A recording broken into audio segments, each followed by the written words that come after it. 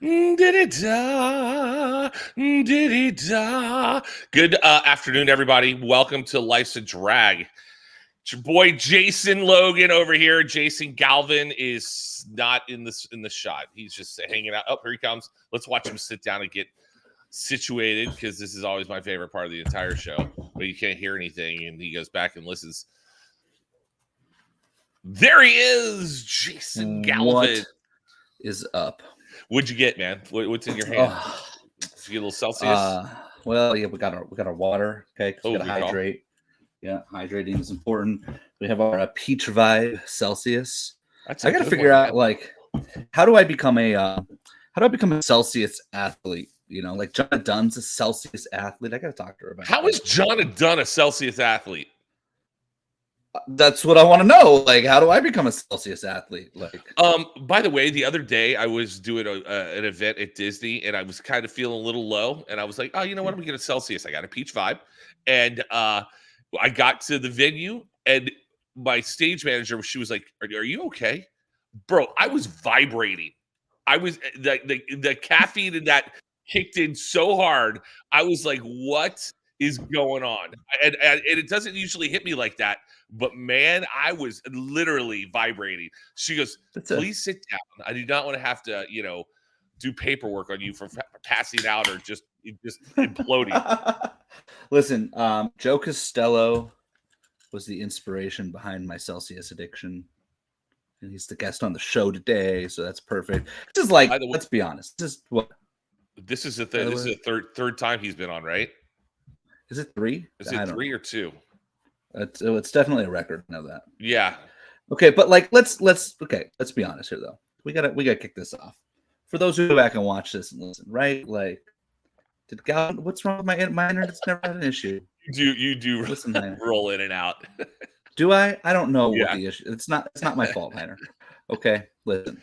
I live in California. My house is 3 years old. The router's on the other side of the house. I don't know what to do.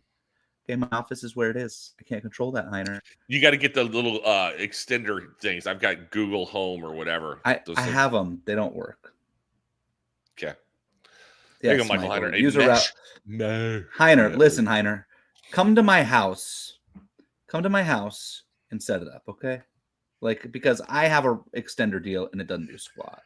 Okay. Love it. Listen, Eric, you're welcome to come too. You're welcome to come too. Anybody is welcome to drive to my house and fix it for me. I would love you to. Okay. Yeah. I'll believe it when I see you at my front door, Heiner. Okay. Come on.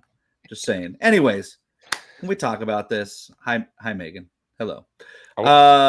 Listen, it's spicy episode. Like, this was an emergency convention of the normally Tuesday post WFO show, because you are fired up. Listen, Heiner. I will text you. How about that? See, Eric knows what's up. He's got to drive by me on the way to Snowman anyways. Dude, I am annoyed this week. Yeah, so, why are you so spicy? I'm annoyed. You're annoyed. Joe's perpetually annoyed. So we thought, let's just get us all together and we can talk out our annoyances. All right. Like, I think it's perfect. I've got topics to talk about. All right. Like, I got topics. Okay, like gambling and drag racing. Okay, like I got takes. Apparently, the internet is living in 1926. Okay, and in attendance in Chicago. Like, also, we're living in 1995, right? And like pro stock is awesome. We need more of what's happening in pro stock. All right, so let's bring in Joe then. All right, let's bring in Joe. He's just and yes, let's bring Joe And then we make this great announcement about a new full-time Top Fuel driver later in the year. And what are all the comments on the internet about it? Stupid. Anyways, let's start. Well, the internet will always win. There you go. Life's a drag. Hey, check it out. Heiner, I don't know. I did mine. Have you done yours yet? Let's start. Heiner ask the question. IC360. Joe, have you done it yet? No, not yet. Maybe after the show. Maybe after the show. That's what we're supposed to be doing today, right? No. Joe? No, that's a Zoom. That's a conversation. The IC360 is the deal they sent everybody with a hard card. Okay, everybody with a hard card. I have not gotten that. This is really inside baseball stuff. How have you not gotten it? You got it. Dude, I don't know. I got 17 reminders about it. I have not gotten that email, and I didn't get my freaking contract until Listen, I'm just saying. J-Lo, this is why when you fill out your hard card application, okay, you shouldn't put bob@aol.com for your email address, okay? Listen, I don't want to be found ever by these people. Yeah, no, I never get emails with that stuff. So, look, Heiner's wrong. It's May 30th, not even the 31st. You try to get everybody an extra day, they don't even have it. Got to have it done by May 30th. I have the power to remove myself. Oh, yeah, you're show the power. Okay. I've never been on this side of the show before. Like oh my gosh, it's almost like it's the same program that you use. So. Well, it is, but I've never been over here. Like I can just remove myself whenever you guys are getting too controversial, and I feel like it's going to be detrimental. you want to check out? Okay. Just check out. Right. Now I know I can do that. Right. I feel much more empowered, guys. 3 times. It's like Saturday Night Live. I'm one of these people who keeps coming back. And I'm bringing the WFO audience. I'm telling them I'm going to be on Life's a Drag. Well, and appreciate that. Attack. That's what I'm trying to do. I'm trying to be helpful for you guys. And I'm doing a lot of guest hits this week as we get ready for big Memorial Day weekend. And so I'm excited to be a part of whatever this is going to be. Yeah. I cannot wait to watch the rain fall at the Indy 500. Is it supposed to rain this weekend? It does. It is. It doesn't look good. Let's put it that way. Which I'm frustrated about because it's my favorite race in the world. And it's also supposed to rain on Monday. So good luck to the IndyCar series as they try to figure out how they're going to navigate around that. Mm-hmm. Hopefully it just disappears. But that's a whole other story. All right, where do we want to start? We want to start with gambling. We're going to start with Pro Stock. Start with Chicago attendance. We're going to start with Ida Zetterstrom. Like, where do we want to start, Joe? I think we should start with Chicago. The whole gambling thing is a great conversation, and that deal that, we all have to participate. It only makes sense that we'd have to go through an educational process that says something along the lines of, and I don't know exactly what it says, but I can guess, and we can all guess that it says like, hey, you shouldn't use your inside knowledge and to gamble and enrich yourself for your friends, right? Like that's probably what it is. And so here's the encapsulating thing for like all the fans and all the people who have already, I can't tell you how many comments I've already seen about this is going to dumb down the sport and they're going to fix the sport and this and that and whatever. Okay. So back to Heiner's message, IC360. So there are companies out there. Okay. Like first off, this is the gentle reminder. Okay. As much as I love the NHRA and we all do. Okay. We're not the National Football League.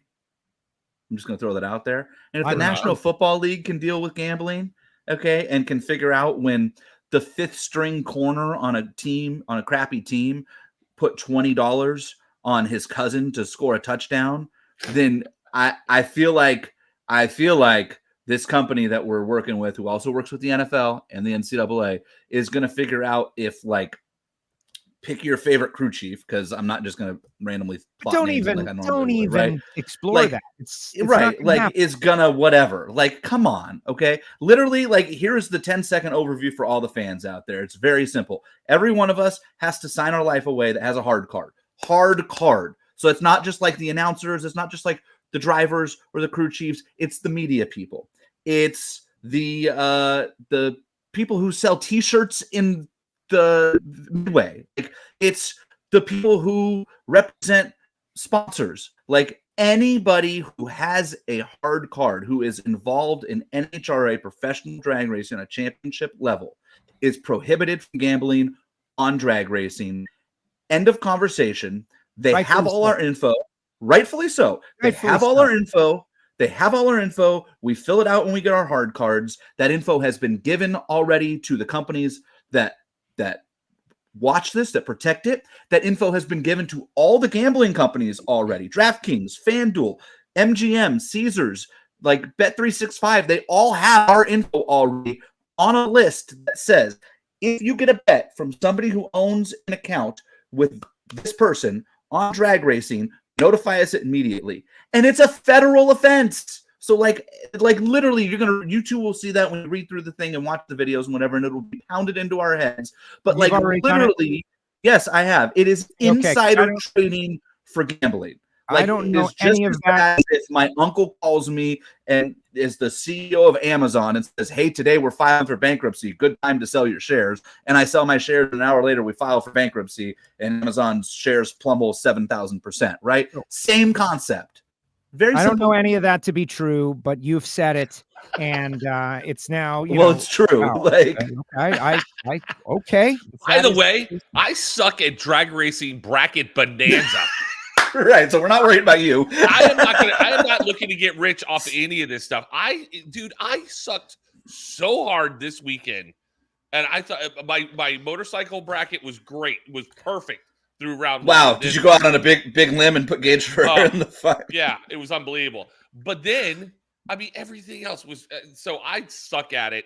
I'm not gambling on any of this crap. So it does not preclude us from gambling on anything else.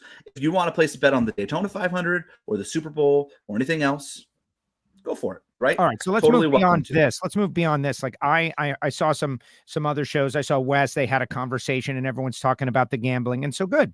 It's a topic, right?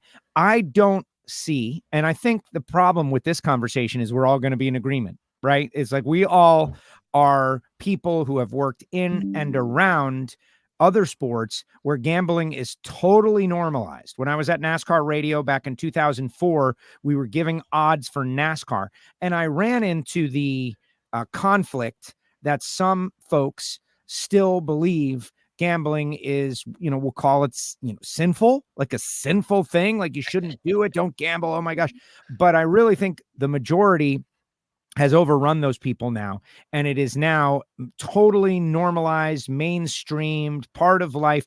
People realize the prohibition of preventing gambling doesn't prevent gambling.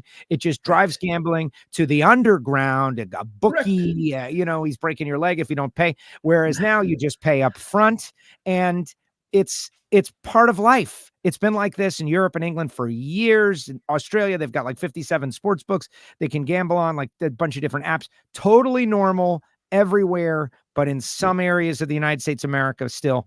And I see this as only being a positive for NHRA drag racing. And I think those folks that are saying it's negative are just putting their personal feelings forward, like, because of what waiting for Shoeless Joe to walk through the guaranteed right field bullpen and play right field for the White Sox again. Like, it's 2024.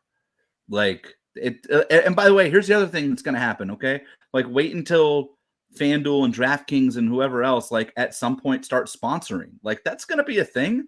You've been to a sporting event lately? Like, I have 49er season tickets. Guess what's all over that stadium? DraftKings. Guess what's all over Dodger Stadium? FanDuel. Guess what's all over where T-Mobile Arena, where the Knights play in Las Vegas? BetMGM Sportsbook. Like, it's coming, folks. And also, like, for all the people who long, like, here's the thing that really drives me crazy. For all the people that long for the days of Winston and Budweiser, here is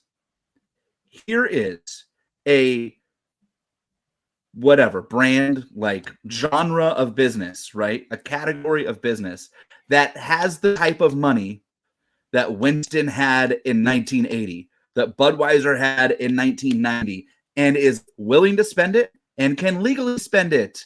Be happy about it. I don't know what to do about my internet.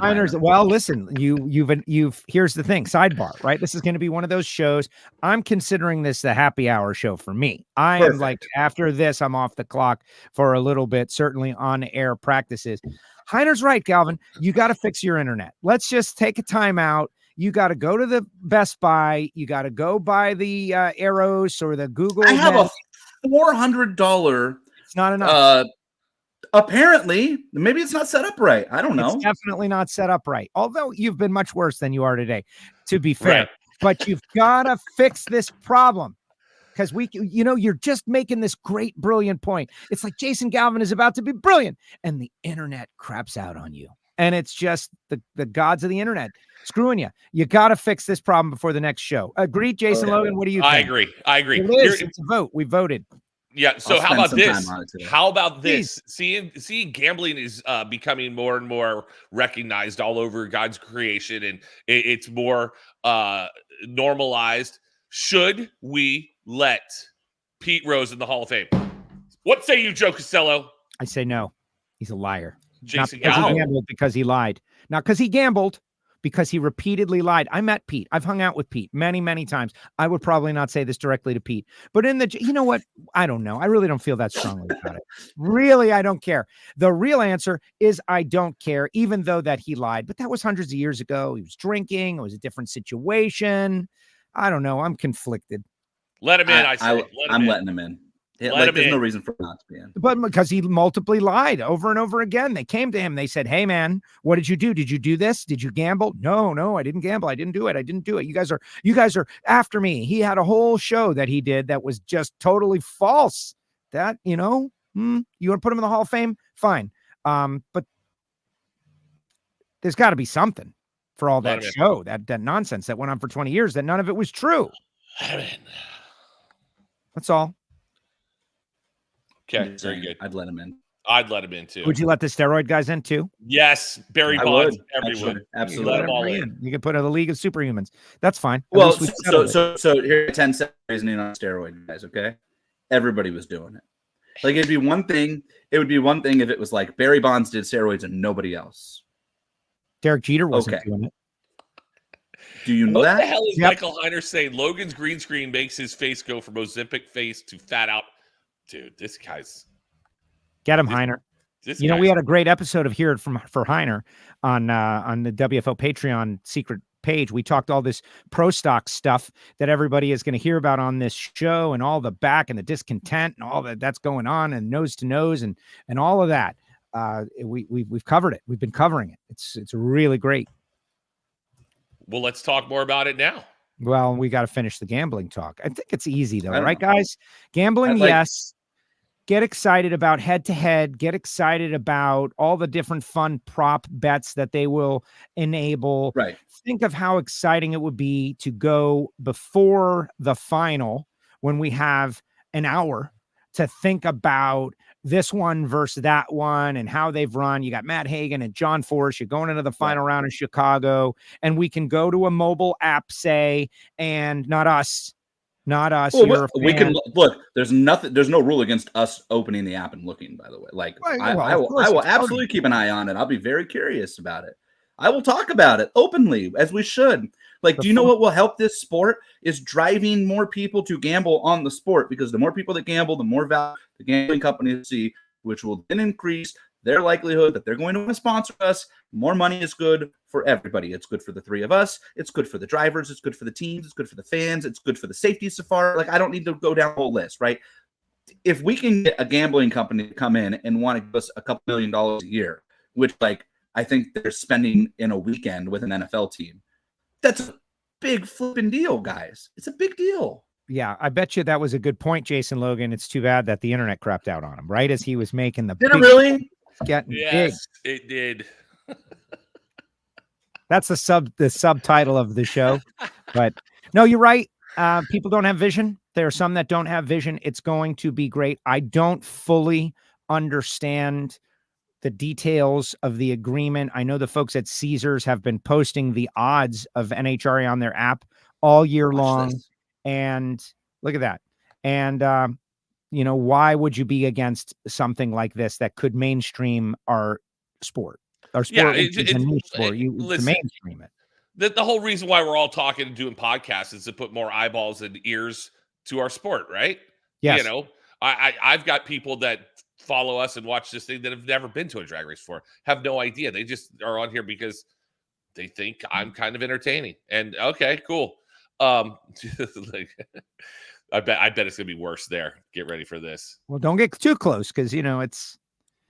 But that's the whole thing. It's gonna put more eyeballs on our sport, and like Jason was trying to say before his internet went crazy, it's gonna be more possibly be worse here. There's no way it could be worse. So far, so good. You're good now. I'm just gonna throw that out there. Yeah, it's tremendous. There's no way. So Yeah, look at Heiner. We badgered him into moving. We did badger him. Oh, he's just trying to make it as good as is possible. And no, Derek Jeter did not use steroids. There's no evidence of him using steroids. It's blasphemy that you would suggest it. Are you talking about the biracial angel? What? I'm talking about. I never suggested it. I just said that you don't know for a fact that he didn't. Well, we don't know anything for a fact. Like what's on the That's other side of my true. door right now? It could be another dimension. I don't know. I can't see it. The door's closed. Like you Cats, can't. Joe. There are cats on the other side of your door. Maybe there is. Derek Jeter did not do steroids, and he was unfairly diminished against all those other players that were. His numbers would look so much better if he had been Derek playing against Jeter normal was humans. not. He's a special player, but he was not Barry Bonds, Sammy Sosa, Mark McGwire. Come on. He's the captain, dude. The guy's got way more rings, man. Way more rings. He's got more He's championships. He's a more complete player. Beyond that nonsense. Anyway, continue along. Anyways, all right. So next topic, pro stock car. By the way, all right. So this was the weekend we had. Pro stock had a really good weekend this past weekend with the All-Star call out, which Alan Reinhart said the finals was the Too Fast, Too Tasty of the pro stock Getrix All-Star call out, but it wasn't. But this is what your boys were on point this weekend in Chicago. Every weekend, when we do this Too Fast, Too Tasty thing, we'll do intros in venue. And Jason Galvin and I might have had the greatest intro of all time. And then, which should have propelled this person to a win, but it didn't happen. I mean, we come out and we deliver this, and then she shits the bed. Watch this.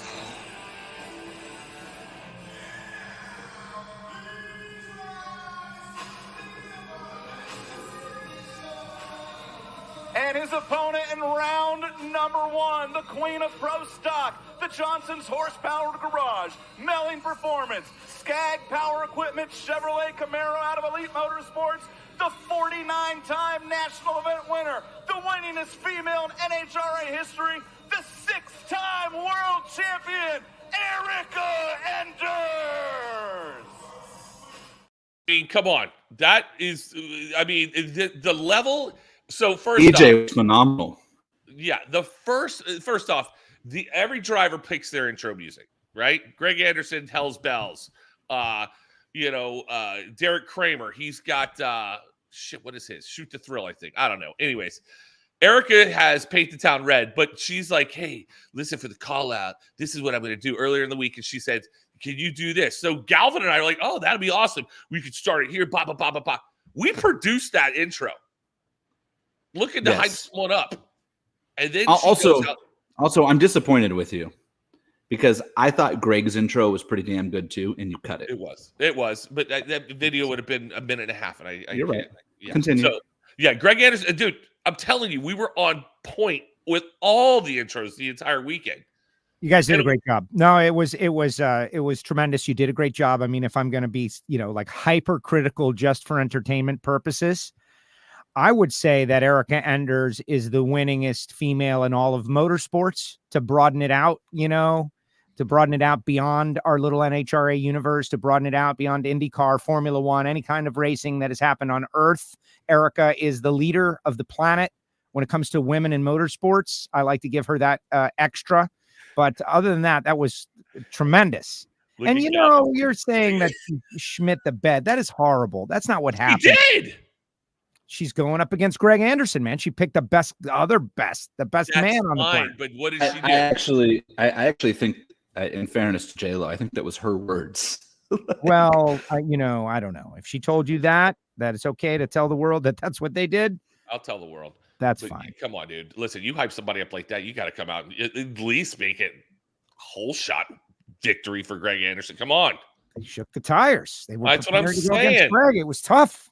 And she had a lane swap, right? I was like, she's going to switch lanes. Get ready. Watch this. Overthought it, I think. It's all right, though. Whatever. But I'm just saying, we were really good. And by the way, Joe, you were overproducing this whole weekend. Was I? Yeah. Was I paused for 2 seconds and don't play a song. Joe goes, hey, what are you laying out? And What's I said, I'm just waiting for your cadence. I'm trying to pick up your cadence. You're like, well, if we wait for 2 seconds, you should be right there. I'm like, what? Dude, I'm hearing dead air. You know me, I come out of talk radio. Like, dead air is the worst thing on the planet. Go Bro, back and watch the show and you'll feel differently. I just watched Charlotte last night to go in a totally different direction since we got Heiner down there saying scrape the track and everybody. I watched the Charlotte deal. I went back to the Saturday where the timing system exploded while I was on the mic and you know, trying to do math in my head in real time. You know, dead air, not good, man, not good. We did get a good look at you though for about 10 minutes, just standing on the stage, just you kind of minding your own business. It was the only thing we could was do. I on stage at Yes, that time? it's the only thing we could do. Right. There he is. They're still there. I couldn't see the screen at all because I'm back. They brought 2 screens out this week and I couldn't see any of them. Come on, man. Yeah, they were right above you. You know what's funny is that here's Heiner, right? Like, is that why Alan talks so much? Yeah. And so, like, it's funny is I come from a different world, right? Like, in the play-by-play world, I think there are some great times for dead air. Like, yes. Now, dead air has to have a reason behind it, right? Like, oh my gosh, somebody just made some incredible run, like, and you lay out for a couple seconds and let the celebration. I actually don't like people talk through that stuff, but like I come from a world like I grew up watching Vin Scully and like what to me the greatest thing Vin Scully said in Kirk Gibson's home run was nothing. Like she is gone, and then he doesn't that's not talk. dead air. That's the sound of an amazing historic sports moment. That's the sound of the moment. We had literal silence. No, Joe, you had this amazing, incredible moment where the timing system didn't work. Yeah, well, that's a different story. All right, continue on. Spicy Gal. Galvin. Can we talk about poor Austin? Austin needs a break. He's a hero, man. He was the first guest on Life's a Drag. The kid's a hero. He gets a totally unsung position. You only know his name when things go wrong. Austin. And he went out there and he starts cutting fiber and he's like welding fiber, like all kinds of stuff. I don't even know what that is all about, but he did a really good job. Way above my pay grade. By the way, let's go back to gambling. What happens when we have a timing issue? When people have got bets out there on the line? And just take it off the board. Yeah, but you can't take it off the board when you run the fastest motorcycle race ever. I mean, the race just happened. What are we doing here? Yeah, honestly though, J-Lo, that's no different than like, see, this is where Jason, the sports gambler, knows too much about this stuff, right? Excuse me, Jason, the degenerate sports gambler. Right, you should always include that. Okay, yeah, that's great. Like that stuff happens in sports, right? Like they go back, they change calls, and it just like usually those bets just void. Like either you get paid out on them or they void. Like rarely do you lose if there's an issue. Explain that void. Like if you've gone through the app, I'm assuming you're talking about using one of these legal apps that are out there, and you bet something and the bet goes void. What happens to the money you bet? It's just credited to your account. It's just your money. Like it's basically like the bet never happened. So like the bet never happened. If you put $100 down on something, you just have the $100 sitting there. You can cash it out. You can put it on. It's not like a store credit. Like it's just your money is back, right? Yeah, so it's not a problem. All these people who are visualizing all these major problems. So let's do one more. Okay, let's do people who make a lot more money than all of us combined do in a year in 1 week. Have already figured out all the possible problems and have solutions for them. Well, exactly. But what about the one thing that everybody is wondering? The serious moment. You know, betting on yourself to win, not a good idea. Don't do it. It's in the thing, betting against yourself and then diving like, oh, the guy I'm going to race, I'm going to put $1 million on him. They're not going to take $1 million bet, any kind of huge, massive wager that's out of the ordinary, that's going to be life-changing. You're going to go to Mexico with the money you've stolen, right? They're not going to take the wager. That's not how it works. But when someone for a significant prize, not that this would ever happen in the NHRA, but does decide to push in the clutch and let the other person win, what's going to happen then? That happens? I mean, if it did. I don't know. That would piss me off. But shouldn't you have known, if you're the real savvy sports wagerer, shouldn't you look at the situation and be able to forecast that may be part of what happens, that someone for another reason, whatever reason it is, important to themselves, they have decided, unrelated to the wager, that they are going to fall on their sword in this run Shouldn't you, as the wagerer, know that? Isn't that part of it? I think the concern about what you're talking about, Joe, the concern about what you're talking about would be if somebody related to the teams was involved, telling people, hey, we're going to do this ahead of time when it's not an obvious situation, or they're the ones betting on it, which is why we're not allowed to. Because to me, otherwise, there's like let's think of a time where we actually had that happen, because that's happened in our sport, right? Like, let's go back to like John Force smokes the tires, right? Like, or Robert Height does the burnout and gets out of his car and it blew up, and that, that stuff, right? Like, how is that, to me, how is that any different than like the Washington Wizards trying to lose every game so they can get the highest lottery pick in the NBA draft? How is that different than the Detroit Lions trying to lose games so they can have the number one pick? Like, and my answer to that would be, it's not. Like, I don't think it is. And like, everybody knows that's happening, but it's not like Matthew Stafford or Bradley Beal are making the bets, right? Like, are professional gamblers going to take advantage of that? Yes. Are there people out there who make a real living gambling? Yes. Is that a high level of people? No. Like, how many people actually make a living gambling? Come it's on. like Joe, you went to the Kentucky Derby, or you bet on the Kentucky Derby. Yeah, I've had 2 years in a row, by the way. Yeah, but do you have any idea about those horses? No. The casual people will bet on the Kentucky Derby. They'll bet on the Super Bowl. They don't, some people that just don't watch that. Those are the people that'll be like, "Oh, this is stupid." And that's part of the bettors. And it's also part of the fun. Think about, Galvin, I'm sure you've been in this situation a whole bunch of, your team is in the red zone, but time is about to run out. And if they punch it in, the over comes in or something like that, right? If they score a touchdown, the over comes in and you win, but they kneel it down and they go to the, and they don't score and the over doesn't come in. Like moments, all those different little combinations of things that happen. I would think that what I described would fall into that. Like, hey, man, those things happen. Yeah, those things happen all the time. Of racing. Those things happen all the time. All the time. So good deal. I'm excited about it. Let's see how it develops. I'm excited about it. And hopefully people, if it's against your personal morality, and I would imagine if it is, watching Life's a Drag would also probably be against your morality. And so we don't have to worry about that problem. I mean, like, I don't know, smoking cigarettes is against my personal morality, but it's not like I avoided drag racing because Winston was the sponsor, right? Like, there are people who don't drink, but nobody is avoiding the races because Budweiser was the sponsor, right? Like, I don't know of it. That's just my take. I don't know. Good deal. Yeah. Next topic. Next topic. Hey, didn't we start the pro stock? Yeah, we started that one. Oh no, we started that. By the way, my wife told me, and this goes for you too, Joe Castello. We got to update our references. I told her about me dropping the Best in Show thing, and Galvin's like, what's that? Best in Show? Jason Galvin, you never seen that movie? And she's like, you got to get new references. You got to start getting younger. And I'm like, yeah, no, exactly. Well, I'm like, I'm more heartbroken than Olivia Rodrigo right now because your wife said that. There you go. And I said modern reference. Wow, yeah, Joe, I said Joe drops a 19-year-old singer. When Galvin was commentating on the Skag lawnmower race, I said, I dare you to, go up to Dave Richards or whoever won the thing. I go, why don't you say to him, hey, congratulations on winning that race. Why don't you come and mow my lawn? Yeah. Judge Smales. Come on. I got it. Old reference. It's 1982. That's a movie from like 1980.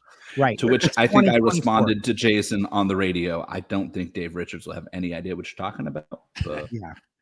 All right, now here's a good one. Nicole Clark quoting Olivia creeping. I'm just going to throw this out there, okay? That's the second Olivia Rodrigo drag racing reference in a week and a half in my world, because Jason Logan is my witness. When Erica hit us with the Nelly song, did I not try to convince her to have Vampire be her intro instead? You did. Like, I just want her to use the bloodsucker part. I thought it'd be like play up to it. Like, you know? See, it's very unfair of Nicole right there. Very unfair. Like, what are we trying to do? We're trying to stay like hip and relevant with our references. So we go to something young, and she even already, the word creepy. Like, what does that imply? What are you trying to say there, Nicole Clark? What are you saying about, creepy for old guys to quote her? She's a musician. So now we're only allowed in the modern world. We're only allowed to listen to certain music within the era of what? Like, what's too new for me to listen to? I can't listen to that. Sadie says you're good. Thank you, Sadie. Heiner makes a good point. It's Logan who's really the old and creepy. Listen, man, this Heiner guy, I can't wait to see him. Can I just tell you, this is frustrating. Here's a Galvin Spicy moment. J-Lo's got Wrigley Field in the background on his deal. Dude didn't give us one Harry Carey the whole damn weekend in Chicago. What's wrong with you? Yeah, when you said you have a Cameo account where you do Harry Carey impersonations. That's all you do. Let me you change my didn't do one in Chicago. I kind of miss the Blues Brothers guys too. I honestly, it doesn't work. I gotta be honest with you, man. I didn't miss the Blues Brothers at all. I kind of did. They're old. Missed a little blues. That's an old reference. The Blues Brothers thing. It's an old reference. It's old and creepy. But thinking about the Blues Brothers and John Belushi, who's been off the earth for 40 years. That's right, Joe. You know how he died? Years? Wow. He overdosed on cocaine. That's how he died, Joe. Yeah, we don't get it at the race, though. Hey, Joe, let me ask you a question. Yes, sir. If you were to go out either by overdosing on cocaine or eating a hot dog, which one would you go out on? Heck, I'd eat the hot dog. It's just a question, Joe. It ain't rocket science. Go ahead and answer. I think they could both come in for these you wagering at home. One could lead to the other. I don't know. Something about choking on a hot dog doesn't sound fun to me. Give me the coke. Give me the cocaine. I just want to eat as many as I can, man. Speaking of food, Joe, tell about us going to Gibson's. We could have gone to Harry Carey's, my place, but no, we went to Gibson's. I would love to talk about Gibson's. I think. What'd you have? I went to Gibson's on Wednesday. What'd you have? I had the CW, their signature ribeye, top of the menu. That's a TV network. And what did Jason Logan have? This guy, man, I was real disappointing. He got like some sort of little strip, like a little tiny New York strip. The tiny, like, let me get the most minor of the this cuts. Is what Joe had. Yeah, a little overdone though. You might notice they're ultraviolet. Look at that glass. You see the Gibson's logo in the back of their martini glass. I thought that was very impressive. I really wanted to try to take one, but I could not figure out how to get it accomplished in that circumstance. And also, it would be wrong. It would be stealing, Joe. It would also qualify as stealing. Hey, look at that dessert we had. Did you get that, Galvin? Do you realize what that is even? I can't do this anymore. No, we did not get dessert. Yeah, no, the dessert was impressive. What would you give it there, Jason Logan? What if you're going to give it a grade? What grade would you give Gibson's in Rosemont? I would give it. You would go 1 out of 10. Let's. I would say like grade means like A, B, C, D, B minus, A plus. I would give it a B minus. Okay, you're gonna go minus. On the dessert or the whole dinner? The whole dinner, whole experience. It was. Listen, I was craving cream spinach, and the cream spinach was not good. Interesting, because we had cream spinach, and our cream spinach was really good. But we went to the Gibson's downtown, like the OG one. I think we went to Rosemont by the airport. I will tell you this: the portion of the cream spinach was microscopic. The guy's like, "It comes family style," and we're like, "Okay, we're gonna have cream spinach," and it was just this little kind of a saucer of cream spinach, and we had 4 of us, right? It's me, my wife, my cousin, and one of our business partners that happens to live there, and we got 3 steaks. My wife and I shared one, and cream spinach, mashed potatoes, and Brussels sprouts. And we had leftovers of all 3 sides between 4 of us. Like, there was plenty of cream spinach. Yeah, and it was good. The cream spinach was actually the best thing. The Brussels sprout, big Brussels sprout, they were like a C- effort on the Brussels sprouts. So I'd give it a B. I would give it a B. I really enjoyed my steak. Overall, yeah. I'm with you, Joe. It's solid. B It's a minus. yeah. B. I gave it a B minus only because the cream spinach wasn't there. But dude, there's nothing better than a martini at a steakhouse. By the way, Oh my God! Except a glass of like beautiful red wine, like with the steak, you know. oh, But we got to do or an this more often, old-fashioned, guys. We whatever. got to come up with a system. I think I've been thinking about this since we're just free form now. We go to a lot of steakhouses, guys, and we're checking them out. we We're do. going, but we have to like I don't want to say like a points scoring system or something, but we really need That's to not a be bad able- idea. right? Yeah, I Like like it. we probably get to try more different steakhouses Right. than a lot of folks. Like steak, sides, Yep. drinks, Ambiance, service, atmosphere, ambiance, service. Dessert Yeah. can be, if applicable, like if we get it right. But like, yes, Correct. service, ambiance, steak, sides, drinks. And when we go to a new place, we'll score it and we'll put the score up somewhere. You know, That's a your great side, our idea. side, both That's sides. actually a great idea. And then people can either choose to agree, disagree, follow our scores, challenge us All right, against. I like this. I like it. Let's start this in Epping. There's a great place I want to go if we get out early enough, and we can start it there. Yes.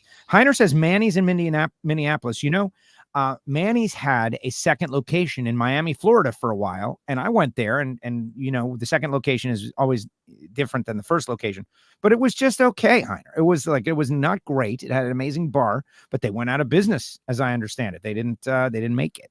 Like Pete's challenging us now. Here's the crazy thing about this, Pete. Like, there's not 24 venues, right? But I guarantee you, if we pulled a schedule up right now and went city by city, one of us could name A steakhouse in each one. a solid steakhouse. at We every should go single back. location. We can still score Peter Luger's. That's It's true. fresh enough in our mind. And 10, Well, 10, Yeah. whatever it is, whatever it turns cost. out. to be. I just thought about that. We should put cost on there. Cost relative to experience, right? Because, like, Absolutely cost like, relative. there- to experience. there's a relevance factor, obviously. Jason right? Logan, our steak was more at Gibson's than it was at Peter Luger's, if memory serves me right. We kind of ordered something a little Yeah. different. Yeah. Well, we split it between 4 people at Peter Luger's, though. I mean, Listen, relative. Listen, We got two our Peter brands. Luger's bill, if you break it down, was really not that bad if we Was didn't have a drinking problem. Yes, if we didn't have 6 Right. martinis and some. They're like $25 each on the martini. Okay, we had a $700 bill and $400 of it was alcohol. So, like, Yeah, that was a if problem. you think about it that way, it's actually not that bad. I'm glad I was abstaining. So, all right, next topic. Okay, no. Next I would back topic. to pro. You brought pro stock up, and we went through an intro. Yeah. and we did not get because first off, can I just say, like, I'll be the one to say it. Joe's gonna play Switzerland here. I'm disappointed in both of our pro stock factions today. How about Oh that? boy, here we go. I woke up disappointed in both of them. Do Why tell. is that? Elaborate. Because we have this brewing behind the scenes that all of us know about but don't really talk about because it's not supposed to be our place, whatever. War basically between the two factions, and everybody keeps dabbling hints out there about things and whatnot, right? Like, I'm listening to the Insider podcast last week, and Loans and Tony are talking about, like, well, we all know that one very prominent driver and one very prominent team owner almost came to blows in a tech meeting in Vegas. And they don't say who it is. And it's like, all right, well, like, we can do the math here. Like, there's only one very prominent team owner because the other team has like 3 owners, right? Well, And there's what only is it? one. I heard about that. What are we talking about? There's only one very prominent driver on the other team, right? So, like, and then we get to Chicago, and like Erica's already on fire, and then Hartford says something, and like, what else is Hartford going to say when I ask him if John DeFlorian's going to beat Erica? Like, of course he's going to say yes. But No, then see, I want to push back because I want to Yeah. give Hartford credit for doing something that I don't think many other people would have done and said absolutely. I'm thrilled he did it. I'm thrilled he Yes. did it. We He need deserves more. Like, credit for that. this is And- the point where I'm going. Is like, we need more of this, Joe. Go Hartford. Well, that's it. He said the bravado. You go with it. You lean into the bravado. Yes, he's going to do it. He's going to, well, we'll see. I don't know. We're going to try. And you know what else I was good with? You know what else I was good with? Erica being pissed off and spicy back on the top end. 100%. She deserves more Erica of deserves that. credit. Like, And if- like Erica came up to us later in the day and she's like, here's why I don't say this stuff, because I got jackass X, Y, and Z saying stuff and whatever. And like, you let her be. Like, Yeah. like, here's the deal. If we want pro stock to gain a following, like it once had, and to get people to stop bitching about pro Camaro because that's all we ever see and whatever, right? And get back to the days of like rivalries and whatnot, then we need to let this happen. Okay. And here's why I'm upset. Here's why I was already spicy last night about this, and then I woke up even more upset. Okay. There was a video on the KB Titan Facebook page. I think we're free to talk about it because on the Facebook page for 4 days. So if you didn't want people to see it, it shouldn't have been there for 4 days. Okay. There was a video. Tamara and Owen do these things in the pits. They're fun. They're entertaining. I think they're funny. Okay. The elite folks got their panties in a bundle about it, and that's fine. I know, but it's fine. Like it's nothing I wouldn't tell them. It's nothing they wouldn't say. They're all on Facebook talking about it. I think that's good. That's good. I want to see the rivalry. We know those teams don't like each other. It's not a flippin' secret that Richard Freeman and Greg Anderson are not going to dinner together. Come on. Like, just let's not act like we're all stupid when we're not at the racetrack, right? And then so you've got multiple elite people on multiple different posts making comments, and then I wake up today and the video's gone. Like, they've done those videos for every race, and I watched the video. I thought it was funnier than you know what. Now, what exactly the elite folks were worked up over? Some of them were worked up over Owen calling Greg Anderson the baddest MFer on the planet. It's like, okay, like yes, okay, we can absolutely make an argument that it's Erica, 6 world titles, not taking. She's won the last couple, not taking that away from her at all, right? Also, Greg Anderson's the points leader. Also, Greg Anderson's won 2 times this year and the call out, right? Like. So, and Owen works for KB, so of course he's going to say that. But then, we get, through it. The thing that I thought was totally missed on that entire video, I was dying of all the different digs. It's not like it was an KB bashes elite video. I thought the funniest line in the entire video, and you had to be paying attention to catch it, but I thought it was hysterical, was they got to Dallas Glenn and Eric Latino's round 1 matchup, and Owen fired off it's gold 00 Dallas versus 0.1 Eric, and he just moved on. But that's a straight shot at Eric Latino's reaction times. Eric Latino signs the front of Owen's checks, and he was just it's 0.1 Eric. And by the way, Eric would tell you that his reaction times have been all over the place in the pro stock. Yeah, he just started running pro stock. Give the right, guy and he's lost a lot of rounds because of it. But guess his guy's literally taking shots at him on the video. I thought it was look, Sadie picked up on it, right? And of course she did. It's Dallas's wife. So of course she picked up on that part, right? But I literally almost woke my kid up. I was laughing so hard when I got to 0.1 Eric. I thought that was funny. And he gives Jerry Don Tucker a hard time about having 3 first names. At some point here, we're either going to play into it or we should just stop talking about it, is my opinion. Well, and I feel like we're living in this world where it's we want to dance around it, right? Erica wants to say there's a lot of shit going on, her exact quote on a press conference a week before, but then she doesn't talk about it. And I get her reasonings because she gets hammered for stuff unnecessarily, in my opinion. I see some of the stuff that even isn't out there publicly. We all 3 of us have seen it, right? So I get that, okay? Greg is not really one to talk, right? He's that's just not his thing. But I'm frustrated. Yeah, I can tell. Frustrated. This guy's frustrated. Jason Logan, what's your solution? Let it go. I we should be airing this all out there. Well, and listen. Okay, do you really believe that? What? I'm asking Jason Galvin if you really believe yes. That. Okay, Joe, so then you want people to sit in the grandstands during pro stock instead of everybody bailing out? This is called playing devil's advocate because I of course agree this and have been saying this for many years. So Loans on his NHRA Insider podcast referenced 2 figures of the sport. Who are they? It's Greg and Richard. How can you not read between the lines on that? Oh my goodness. I know, and but it's not hard to do. Our fans are not stupid. That's the other thing. What happened between our fans are not stupid. Well, no, they're not stupid, but I don't think they get this level of information. I think you have to remember. But we want to put it out there, and then and then we don't. We love pro stock. Well, there's many reasons why. Elite motorsports, to their credit or whatever, I don't want to say they're mostly self-funded, but the sponsors within their orbit understand what they're all about, right?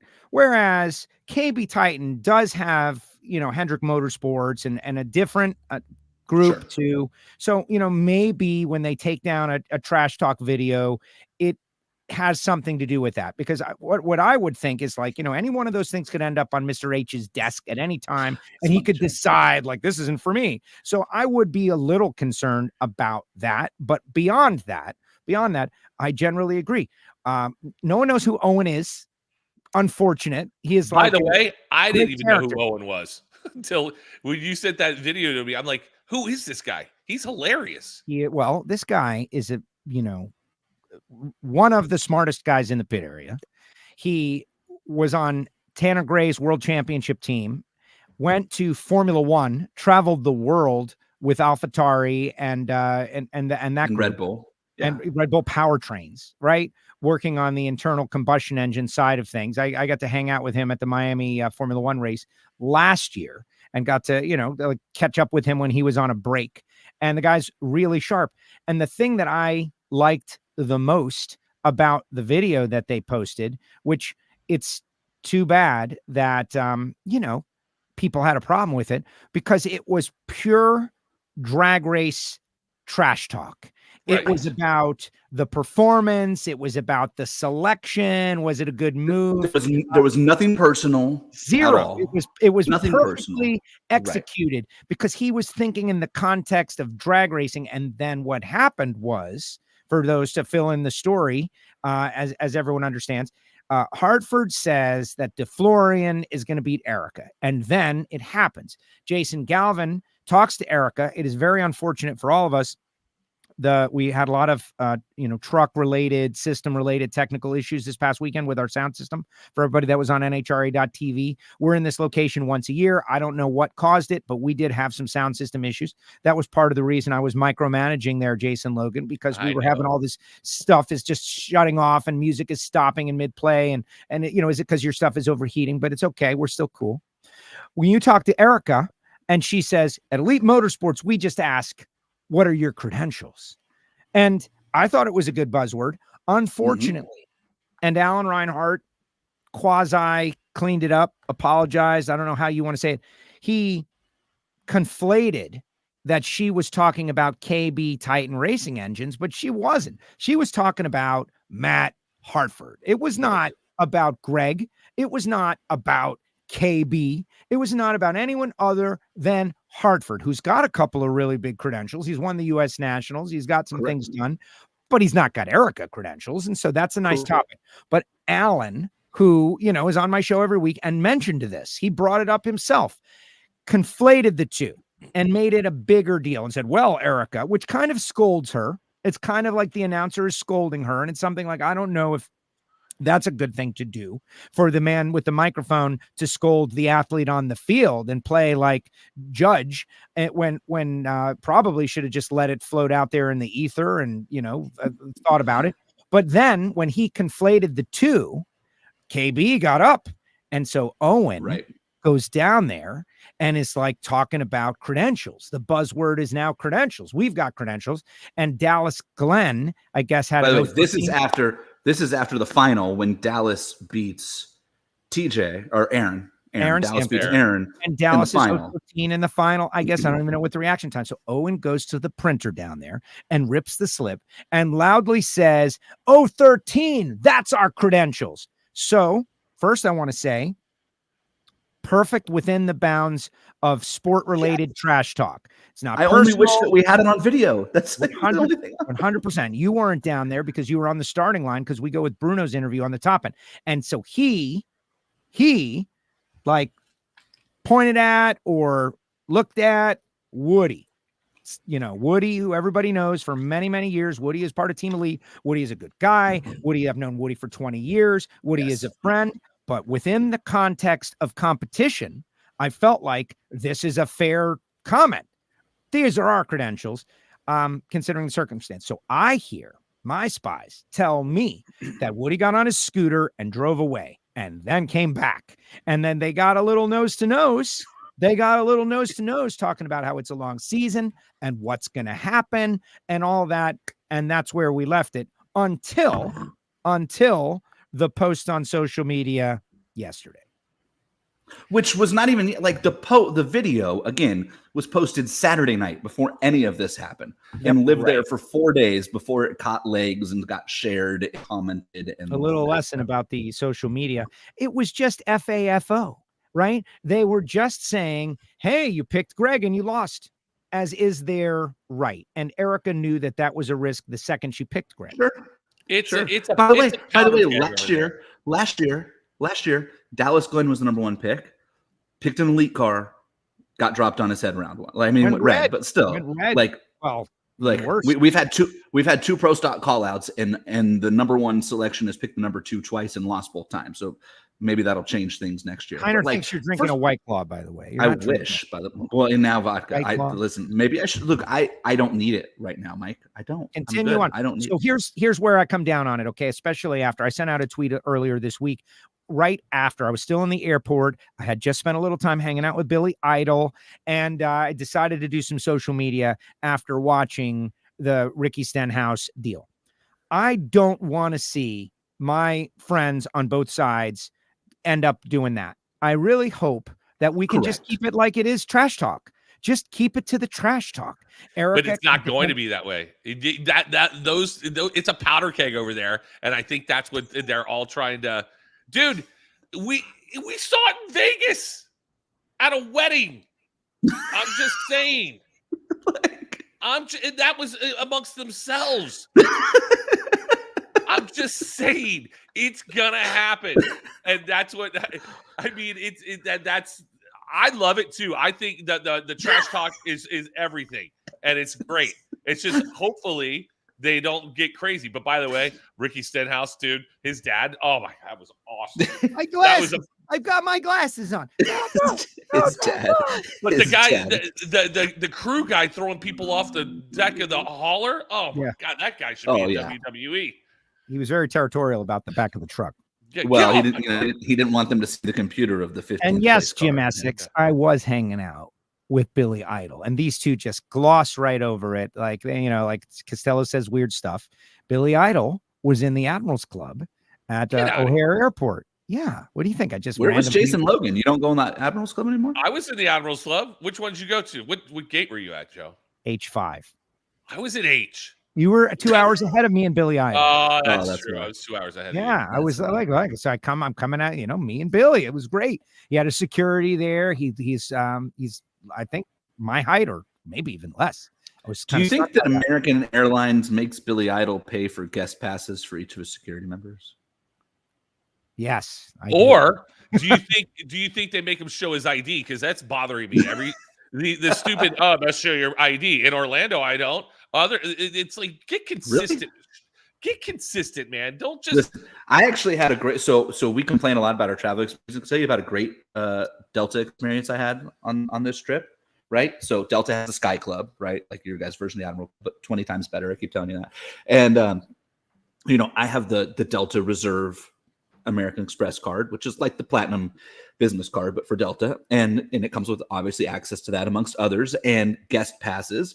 And so I went, and my wife came on the trip, LAX, Tuesday morning. We go into the Sky Club and I use one of my guest passes on my wife. And then we're in Minneapolis and the nice agent at the desk goes, ask my wife, do you have your own card? And she goes, yeah, because I have, it's my account, but you can get guest cards, whatever, for your family members.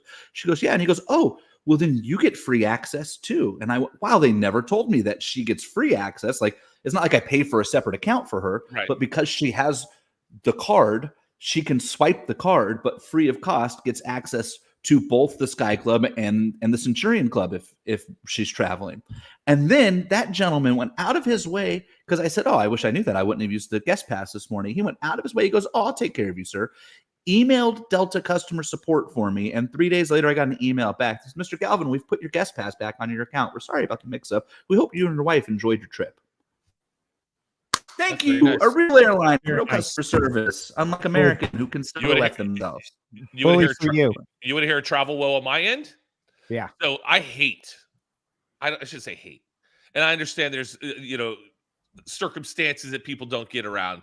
But when people don't travel and they don't book their seats, And then you got to split. Can you let me sit next to my daughter? And then now I have to sit in the middle seat because I don't want to seem like the jerk. It's No.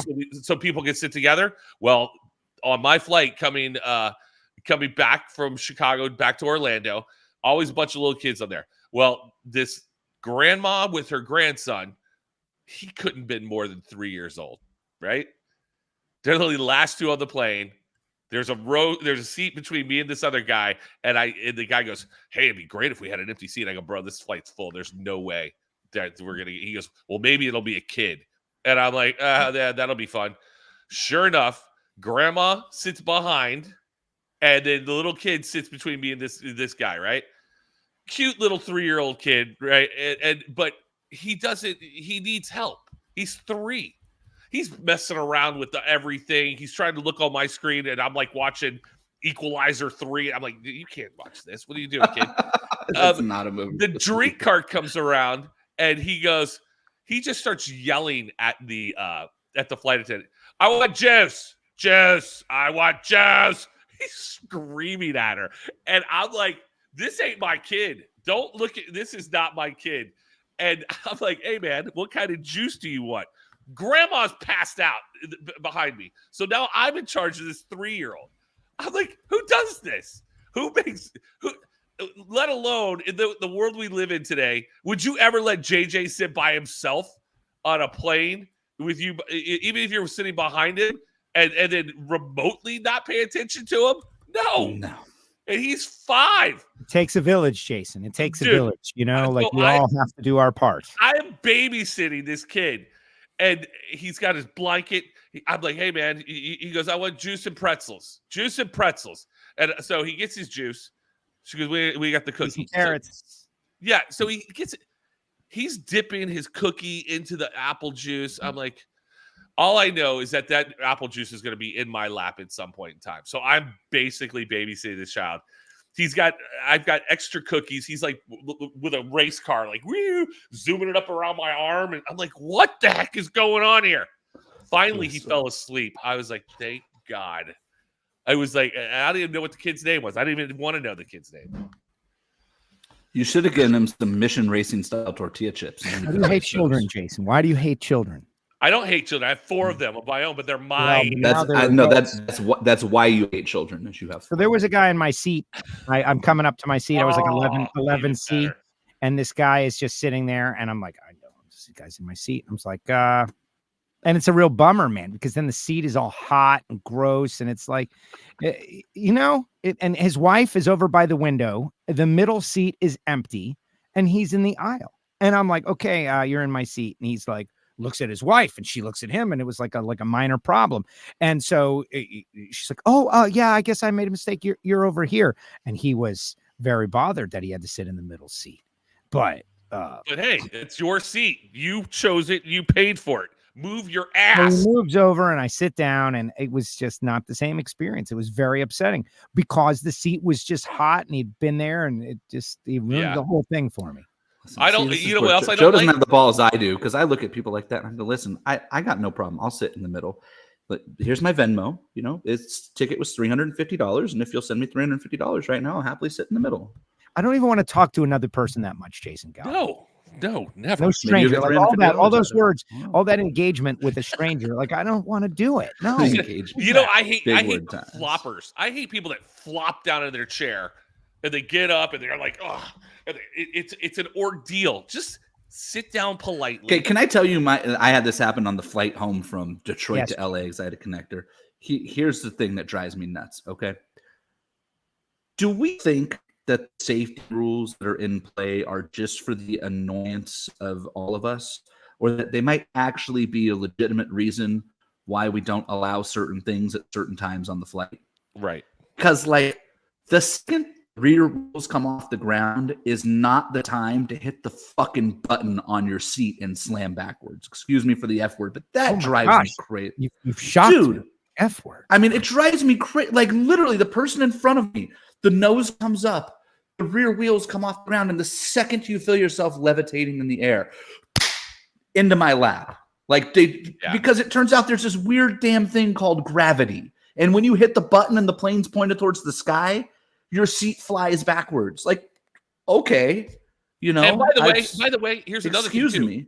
If the flight is less than 3 hours, don't recline your seat. I'm all for That flight was 4.5 hours, and I don't really give a shit. The seats recline. You have the That's right fine. to recline. Okay, Right. That's like I'm the same person. I like sitting in the aisle. If I like sitting in the aisle, if you have an inside or a middle seat, I actually go out of my way to tell people when they sit down, if you're in the middle or the inside, don't feel bad about asking me to get up and go to the bathroom, because I chose to sit in the aisle. I could have sat at the window and not had to deal with it, and it's fine. Everybody has the same right and access to go to the bathroom that I do. Communication with the strangers, Galvin. He does. That's all I say. But anyways, listen.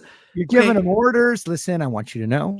There's a reason. There's a reason why you're supposed to get to 10,000 feet. Okay, we are because like together, we're all in if this. The plane together. falls out of the sky. If the plane falls out of the sky, I don't want to have to climb over your goddamn seat to get out of it. Well, did you see the flight from London to, I don't even know where it was going, but yes! the turbulence and the guy, there was all those injuries. They had to land the plane. Guy died. They killed somebody. Listen, by the way, with our flight to Chicago, flying over like the Denver area, massive thunderstorms in Midwest last week, and like, yes, thank you, Heiner. The rules are there for a reason. As long as they follow his rules, not the rules, your rules. My rules are usually their rules. Okay. My seatbelt's on all the time. Same thing. If I'm sitting down, my seatbelt's on. You don't have to pull it tight, but just put it on. Okay. Right. We're literally flying through. There's like major turbulence. Like the plane is like buffeting and my drink is spilling everywhere. And the seatbelt sign goes on. And 10 seconds later, the jackass in front of me gets up and goes to the bathroom and he's like falling over people. And I'm like, do you just not care? When you go, you gotta go, man. I've been in there like worried about turbulence, and sometimes you gotta go. Did we finish Pro Stock? Did you get all of the poison out? I think he did. Is there anything you'd like to add? Because I got two more things I want to touch on before we're done. Okay. Yes. No, I know you do. This is a Galvin Spice show. So I would just say to my wonderful friends at Elite and KB, I feel like the first team that throws a punch loses. Like this is a battle of competition on the track, and it is a battle of wit and hurtful comments. So Erica says credentials, and we're all here for it. And everybody knows everybody, and we all really, really like everybody. Like this is drag racing. It's tiny. No one needs to throw a punch or pushing and shoving, maybe, or some firm pointing or shaking your fist. But if you hurt somebody, then I think I am totally here for like round one epping and Erica races Dallas or something. I'm totally here for them walking off the starting line yelling at each other. Yeah. Like I actually wish we had more of that. They walk off the starting line like they're best friends, and then they all go back and get on the keyboard and start. Well, the keyboard thing is true, and you're in the safety of your own home and you're posting to your social media where you think only your really good friends are looking, except everybody sees. There's got to be, remember, Hartford and those guys in Norwalk, they had a little thing. There's all these different deals, and I thought Owen was doing it well. I don't know why they took down the video. It was performance-based. Stevie Fast knows how to do this. Talk about winning, talk about losing, talk about performances on the racetrack. Don't talk about people's families. Don't talk about their, intelligence. There's a way to do this that will ultimately be good for the sport. And let's see where it goes. Like, isn't Tim Freeman like 6'3"? How is he going to do midget sumo wrestling? Tim Freeman is not. Timmy Freeman is not. Oh, we're talking Timmy. I got it. Yeah, Tim is a mild-mannered, quiet. How good was my sumo wrestling video, Jason Galvin? There's a not safe for internet. Cody Savage out there, guys. Cody Savage just helped me this morning as I sent in my paperwork for my top dragster license. Oh, look at you! Yeah, super excited. Super excited. Look at you. Okay, all right. Next topic. Next topic. Listen, we all know who this is. Is that Christina Applegate from Married with Children? That's Ida Zetterstrom. Okay, and they put out yes, little old reference there. And they put out this great release yesterday. Okay, and she's going to run Top Fuel this year, and we've all been waiting on it. And now we have a plan. And she's going to roll out in Brainerd. She's going to the last 8 races of the year and full time next year. And John Schaefer's going to be the crew. It's awesome. I think it's great. I think that she is a star in the making. Like, she is young, she's attractive, she's a little edgy. I think that's a good thing. She brings quite a bit of sponsorship that's racing endemic sponsors, but like not ones we see every day. Like Edelbrock and like VP and stuff are not like stuff that we see on the side of race cars right now. Right? Got an association with Dodge, obviously from Europe, okay? But like they put this release out, and like I'm on Competition Plus last night reading Bobby's article, which is a good article, and also zero references to out of work comedians, which was I think solid work by him. And he was talking about you, Logan. And he was. I missed that. In case you didn't know. And like, where are all like? What are all the comments? Like, oh, just some chick who can't drive. Oh, what are her credentials? Oh, like the woman won the FIA World Championship last year. She's been 370 in Europe. She's the only person on planet Earth who's been 370 in a top fuel car in Europe. She's the only person on planet Earth who has been 370 in a top fuel car in Europe. Earth, 6.8 billion people. There's one. It's her. Okay. Now, like, okay, big deal. It's 370. Like, we see that every week in an NHRA race. You know how many times they've seen it in Europe? They've seen her. That's it. Okay. It's woman can drive. Just want to point out it's 8.1 billion. We're up to 8.1 now. Jesus. Yeah, well, we need to stop. I just stop procreating. But I do. We got global warming issues. Like, so anyways, I accept responsibility for I'm doing the show, and I saw the story come out, and even before the show on Tuesday, Alan Reinhart is coming on. He's like, "Did you see about Ida?" And I was like, "Yeah, I'm super excited about it. Like, it's a great deal." I do have questions, though. I am going to question. I'll put those out there in a minute. But then, I didn't bring it up on the show. I got enraptured, enveloped in all the other topics, and the show ended, and it's like, that was the one thing I really wanted to talk about.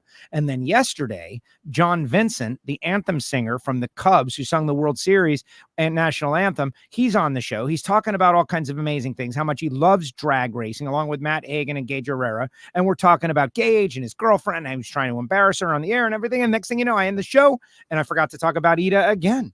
And so thank goodness you're bringing up Ida. I'm super. I want to have Ida on this show, and I know you're going to have her at some point, Joe. But you kind of do different things than we do. But I think her story is fascinating. And like, here is somebody, she's young. She's in her early 20s. She brings a big following. She's got a huge following in Europe. Like Nicole pointed out, she voted Swedish Motorsports Driver of the Year. Like, won a big fan deal. Before she drove Top Fuel, she raced like no bar, like pro mod motorcycle stuff over there. Like the stuff that Gage and Richard Gadsden are out running on their off weekends that are just as quick, if not quicker than a pro stock motorcycle. So like, she's kind of a badass. I think her boyfriend races those motorcycles too, right? Little edge to her, but like knows how to work the fans, knows how to work social media. She's literally a star in the making. And what do we got? We've got the ignorant, misogynistic, whatever you want to call them, people on the internet who are like, oh, she's just a girl. Like, oh, of course Dodge is sponsoring her. Now that Leah's off trying to make babies with Tony. Like, she's been with Dodge since before Leah and Tony thought about having a kid. So can I respond? Jason Logan, would you like to respond with some of your wisdom? You're the oldest in this crew. Yeah, that's true. Dude, you can't argue with the internet. That's the whole point. Consider the source. Consider these people are freaking. Can we give some of this? Can we give some of our athletes some credit? Like, let's like. No, no, we cannot. We will. That's not. the frustrating thing. Like, give them some credit. I'm still of the opinion that we don't promote the women in the sport enough. I do not disagree. I mean, they should be the poster child. I mean, the fact that Leah and Erica and and Brittany are just not right out front. I mean, it's unbelievable. But what do I know? I don't know anything. No, well, you're right. And Ida, we've spoken. I've spoken with Ida a couple of times. She was at PRI last year, all the news, and we've done interviews with her on the starting line. Indy last year, she's been working this deal. She's been trying real hard to make it happen, and now it's happening. I do question, to bring it back to performance, I would hope that they're planning for Tony Schumacher to be in the countdown and a chance to win the championship at that time of the season. Bringing out a second car, and John Schaefer, who is the assistant with Mike Neff over there with Tony, you're going to bring out a second car right in the middle of beginning in Brainerd Indy countdown. I have a lot of those same questions. I wonder about that. Like and someone would tell me, no, it's going to be fine. They've got the manpower, they've got everything, but I think that championship time is the time for you to be your most focused, not starting new projects. That if I'm going to question anything about it, it's that. Well, and so I mean, this is no disrespect to Tony Schumacher and what he's done in the sport. And Joe Maynard is like, both Joe Maynards are like two of my favorite people on planet Earth. They're like literally two of the nicest people you'll ever meet, you know, and they have big hearts. But I believe that is the most disappointing race car in the sport. Over the course of the last year and a half, I'm not sure there's a particular question. Like you have Mike Neff and John Schaefer and Phil Schuler. Like you've got three people who have won a lot of races and a lot of championships in a lot of different cars, and you have Tony Schumacher driving it. That car struggles to get out of round one. And like there are some teams, like I'm sure Josh Hart is infinitely frustrated with where he's at, and Matt Hartford's had an infinitely frustrating start to this season. Timeline for those guys. But like, Josh Hart just swapped out all kinds of systems on his car, and they're Matt Hartford rolled out a new race car. Like Tony Schumacher, like they won the first race that Joe Maynard was one of the owners on that team in Seattle, and they couldn't hit water if they fell off a boat the last year and a half. They have been trending in the right direction, but something needs to happen, and it needs to happen soon, and I think it will. Actually, I hope so. But that's to your point. Like that was the one shocking thing about the announcement to me. I was very surprised that the plan is for John Schaefer to run the car, because you would think that you wouldn't want to do that until now. Who knows? Maybe it's the other way around. Maybe there are too many cooks in the kitchen at Tony's world. And I'm not saying that's like a bad, like that they have like a. And Tony made a final round, like right? an internal thing. He ran the Pomona final round in Arizona. Yes. So like they're not terrible. I want to give credit where credit is due. It was a tough moment for Tony. But there's a massive lack of consistency though. Like that's one bright spot over a year and a half. And I think that Tony would tell. Tony's not hidden from that. But hopefully, Tony is not hidden from that. Hopefully, they've turned the corner, and we're going to see. This past weekend was not good. They got beat first round in the Don Schumacher tribute car, but beautiful car, by the way. It was amazing. It was amazing. All right, next topic. How did I get this job to be the guy? I liked it though. Thank you. I like it. Did you think we had a bad crowd in Chicago? Thank you for bringing this up. By the way, hold on. By the way, another old reference, Joe Castello. I'm the only one that gets the McLaughlin group. The oldest reference. There's never going to be someone who understands what the McLaughlin group even is. And O'Connor. Oh no, that was Frank Sinatra. That was the Saturday Night Live. It was the Sinatra group, which was a play in the early 80s. They were doing takes on the McLaughlin group. It's so old. Oh, so I guess I'll have to go back and look that one. All right. Yeah. Comedy. Go ahead. Jason Galvin. Look, yeah, go. Am I the only one who thought that our crowd in Chicago was good? Not only fine, but good. Like, okay, Friday, little light for my liking. Yeah, okay, especially with two qualifying days. But we added we added the second session kind of late. Like that was not a thing that was originally late. Mistakes were made. Mistakes were made. That 3-session deal. I don't know. I don't like why it happens, right? Like there's probably some math or an algorithm that states like if then it's a 3 race. But this was clearly a mistake because they rectified it. You had 22 top fuel dragsters coming and you needed 4 qualifying sessions. 18 funny cars. Every field had a bump, even pro stock bikes. So Friday, like all the early ticket buyers probably said, I'm not going to go for the 1-session day. I'll go for the 2-session Saturday. Saturday's crowd was A+. A plus. It was packed. The only thing we didn't call it was a sellout, which I think we could have easily, but they're not going to do that with the whole other half. Right. But of the seats that we were selling, we were very close to sold out. Yes. Very close. And the rail. That place is so overbuilt for like, I mean, look, here's the thing that I try to remind people. Who was that place built by? NASCAR. When did they build it? 1998. What else did NASCAR do in the mid to late 90s that they have now been walking? They were getting. And what have they spent and what have they been doing in the last 10 years? Walking back all of that. Now they're not going to walk back the drag strip because they don't care because they don't own it and we have to rent that place, right? So NASCAR's not going to spend their own. Right, but NASCAR's not going to spend their own money. I do not disagree. We should help them to sell the chairback bleachers to our other facilities. I've had many race fans come up to me and say, something along the lines of this. And if you're out there and you want to challenge them about their age or their weakness, that's between you. But I believe it, and I'm experiencing it already. Sitting without a chair back on a slab of metal or wood is tough. It's tough for a 2-hour session. You're in the sun already. The lean back, the chair back makes all the difference in the world. And you've got all of those aluminum benches with chair backs. They should sell them to the other facilities that don't have. Also, we could charge more. Like Gainesville is a great example. To my knowledge, no chair backs, or if they do, it's only in the top eliminator club, right? Correct. Only in the top eliminator club. Okay. So you could you put a whole nother section in of chairbacks and probably charge an extra $25 a ticket, and you'd still sell the place out, right? And you make your money back. So, like, yeah, I'm totally with you. We do work. That's the thing. A flat party deck where you've got pub tables, which would also be epic. Yes. And people can just go up there and you modernize it. And so it's a hangout area where everybody can kind of go, and there's screens and maybe a covering, some tents up there on the flat party deck. You could call it suites or VIP. There's something like the park at Las Vegas, like the park that Jeff Foster built in Las Vegas. 100%. But the reason we haven't done that yet is because we just saved the track. It was last year that we saved the track. It was last week that we found out that we're even going back next year, let alone multiple years after that.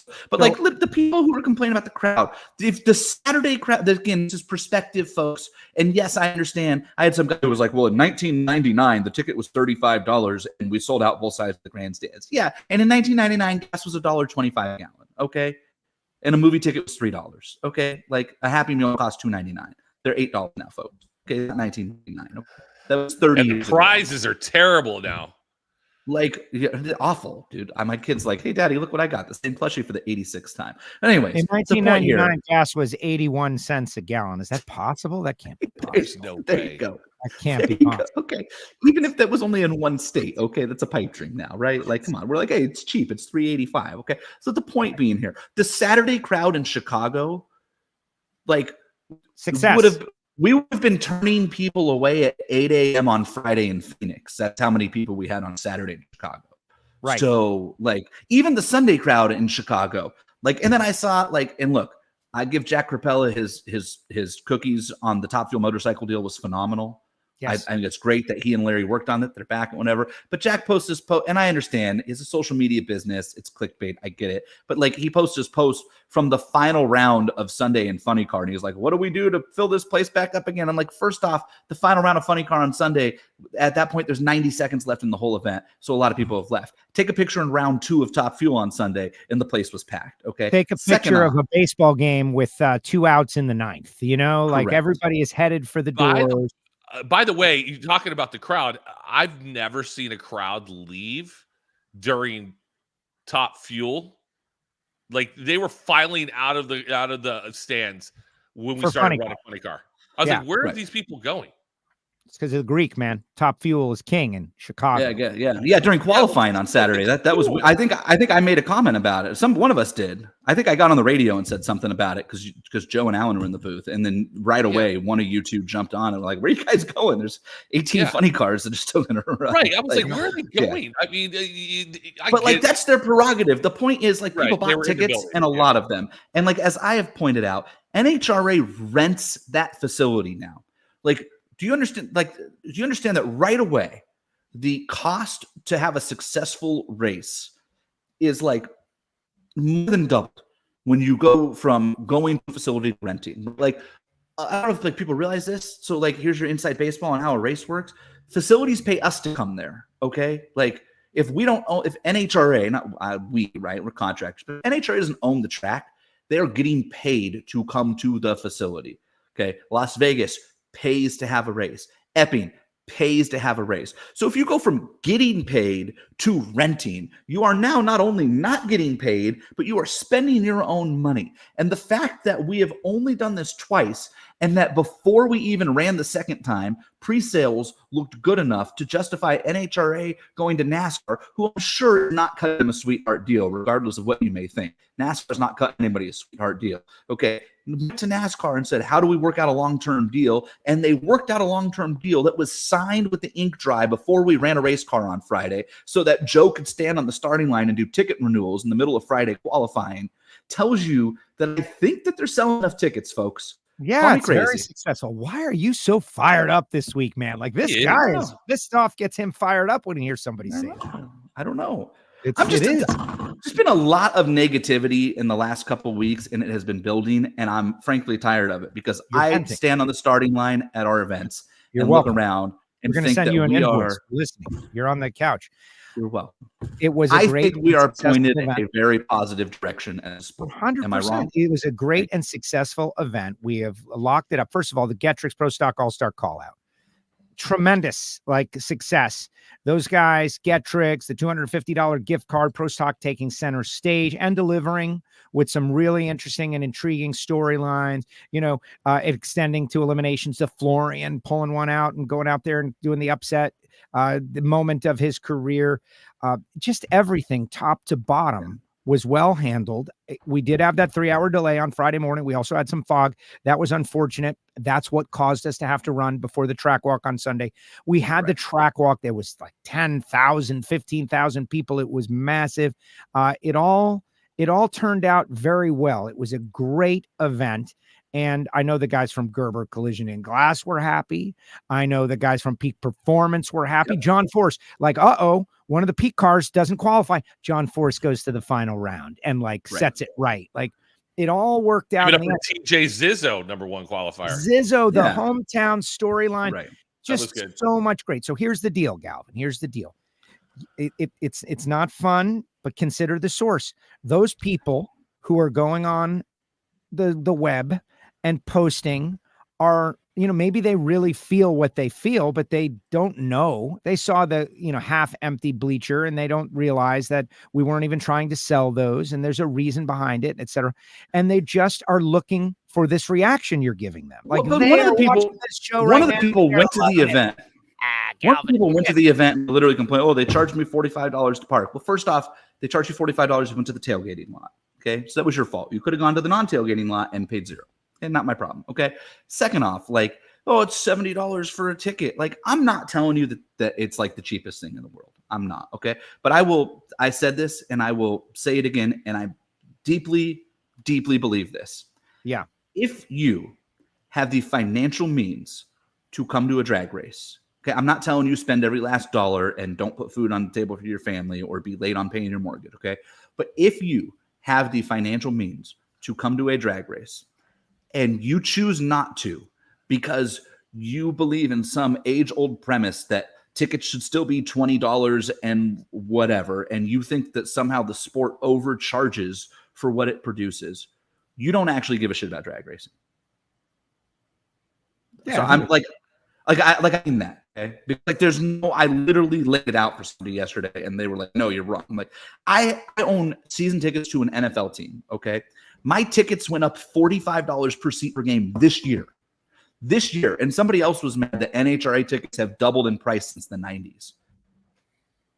$45 per game per seat this year is less than the double from the 90s, guys. Come on. Thank you, Essex. Listen, I have a major beef with people that say, "Oh, we love drag racing. We love it so much. But this is the only race we get to go to." I go, "Well, why don't you go ahead and get .tv? If you love it so much, you can watch every race for $150 and be a fraction of the cost." Dude, my mom watches it every weekend just to make fun of me. But now she loves Brittany Force. But she's like, "I like this drag race and stuff. This is fun." And I like people. Girls. It's just too expensive. Yeah. If it was cheaper, they would sell the place out like these baseball stadiums. Like these baseball stadiums, it costs $1,000 to take a family of 4 to a Dodger game. Yeah. And they get 51,000 and they get 51,000 people every night, 81 times a year. Bleacher tickets at Wrigley to sit in the bleachers, GA, no reserved seat. If you get up, you'll lose your seat. But that's kind of part of the charm. We went to the game on Thursday night and had a great time. It was my first time at Wrigley. Galvin, you were there also in different seats. You were in reserved, right? So $125 ticket, $12 for a beer, $9 for a hot dog. And 38,000 people do that 81 times a year. And that's the thing. It's 81 times. $35 in 1999 is $65.50 right now. So the tickets are, So they've gone up $10. The tickets are exactly what they were adjusted for inflation. Because I don't know what a Sunday ticket is. I don't know what a Friday ticket is. A little less than Saturday. I think it's like 77 or 75 or something. I don't even know. I think you might even be a little high. I think that we don't have enough $500 tickets and we don't have enough $800 tickets. Like there should be a lot more tickets. Formula One here in Miami had a $15,000 ticket, some sort of incredible experience. And there were people paying Formula One in Miami, and drag racing isn't Formula One, but why isn't it? Right. Well, but so like the Randy Lady, like the Skag deal, the pit box on the starting line. Why don't we have a separate one of those that is NHRA deal people can buy and comes with like Bristol. all right, but like, all you can eat and a cash bar that's private to you, and we sell 40 of those a day, and like I bet people would pay $300 for that. I bet we could sell 40 of those $300 at certain races for sure. At certain maybe not in like Epping, okay, but like I guarantee you we could in Chicago. I guarantee you we could in Indy. You've got 4 kids at home and you're getting ready to prepare for their college, and one needs a homecoming dress, and they got to buy them a car. Then I get it. Right. It's expensive, but it's not in any way out of parallel with every other mainstream sport. NFL, MLB, NBA, hockey, those are all more expensive than NHRA drag racing, NASCAR, and for that price, you get triple the entertainment. You're there for as long as you want to be. You could stay and hang out in the pits. You can go meet drivers. We all know what you get better than anybody. So it's just a ridiculous argument. At some point, we've got to stop giving those folks credibility. You got to just move beyond them and say, too bad, man. You should probably take a second job or work harder. Yeah. Or save your money better. Well, you're still looking at the bootstraps. Government ain't going to do it for you. The government is not going to do it for you. If you want a ticket to the NHRA, you got to work. You got to go out there and work. Go do Uber Eats or something just to make the ends meet.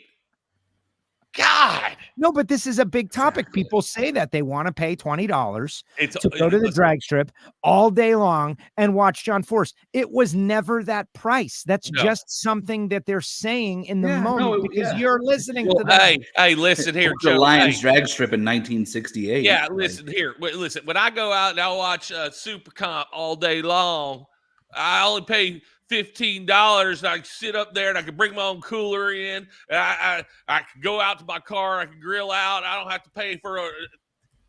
You can go out to your car. You can that's the thing. And they don't sound like that. Yes, they do. I believe that's cultural appropriation, Jason. You know what? I guarantee you those people typing on their computer like that are talking like that. Nah, I don't know about that. I guarantee it. The Top Eliminator Club is the best thing. By the way, Joe, you've got multiple people. I'd pay extra for covered stand tickets. Well, that's my what do you want to call it? Pet project, or I'm on a mission or something. Like when people think about WFO Joe and what he cares about, covered grandstands is my thing. We're missing an opportunity. You don't have to cover every single person's seat. Right. That's not what we're talking about. You just give a select group a more expensive option, figure out how to cover it. I don't know how they figured out how to cover every seat at Formula One Miami with some material and some pipes, and they cover it and it's like, oh, it's up there and it's keeping the radiation off of you. And you're like, oh my God, our fans are 70 and their husband and wife, they're 70 years old out there and they're watching a pro session for 2 hours and the sun is just irradiating them and then baking them out there. And we're asking them to just take it, and let's give those folks a covering and see if we can upcharge them. And we haven't tried it yet. We haven't done it yet. And I don't understand why we haven't done it. I know it's logistical. That's why we haven't done it yet, Joe. Well, you charge for it. You charge for the covering. You cover 100 seats. You cover 100 seats. Well, no, I think that they're probably going to do it. Is the answer? They're not. Yeah, I think they will. Now it's coming. That's like saying, Jason, guess what? You can have an umbrella. Why would you stand out there in the sun all day long with expensive electronic equipment? Come on, you have an umbrella. You got the umbrella. That's exactly. I got it this weekend because there was no fans behind me. Well, you can't block a fan's view with your umbrella. I know. Yeah. So let's go ahead and put Jason right smack dab in the middle of everybody. All right, you got any more beefs? Any more disagreements? I'm there, good. Jason No, Galvin, are you good? no. Did you get the poison out? Right. You feel I better? did. I did. All right. Let's go take a break. We all have a mandatory Let's be meeting in an positive hour. real quick. Let's be positive. Yes. What are we doing? Because I got in on this text. 20 minutes. You got in on this text about what are we doing in Boston? Are we going to the North End? Are we going to Fenway? What are we doing? I mean, so I'd like to do all the above. Like, if it were me, we would go to I'd really like to go to Strega, phenomenal restaurant. Okay, and then like we can go at like 4 when they open and have a nice dinner and stop at Mike's and get cannoli, and then we'll drive over to Fenway and watch the baseball game. That's what I'd like to do.